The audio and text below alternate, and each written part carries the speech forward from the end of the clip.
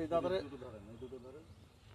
কিন্তু আমি একটা জিনিস বলি, দাদা আমাকে ফোন করেছে একদিন যে বাইরে থেকে আমরা মানে বলছি একটু আপনার খেতে ডেমো করবো।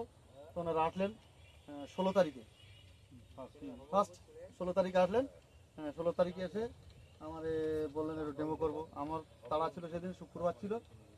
তাই যাই মোটামুটি ওনারা আসলেন বিকালে, আবার সকালের পরে আবার বিকালে আসলেন, এসে আমার খেতে ডেমো করলেন। এই দিকটা করলেন ওনাদের এই ওষুধ বায়ার কোম্পানির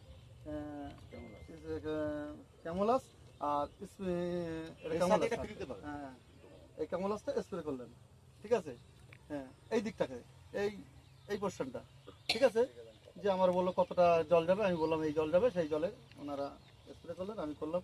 আর ওই দিকটাতে ওই সেটাতে করলেন একই জল, হ্যাঁ একই পরিমাণ, সেটা হচ্ছে সিমোডিস।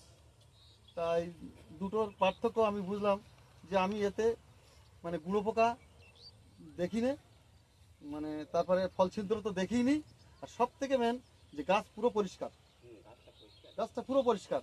কিন্তু ওদিকের গোটা দেখলে বোঝা যাবে গোটা আলাদা, ঠিক আছে। আর কোনো ফল ছিদ্রতে নেই, এবং ফলের পরিমাণ, ফুলডালির পরিমাণও অনেক গুণ বেশি। এটা হলো দাদার বক্তব্য।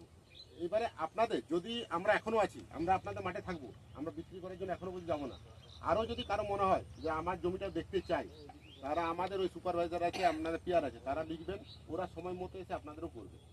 এবং যদি এই ওষুধটা অনেক দোকানে পাবেন না,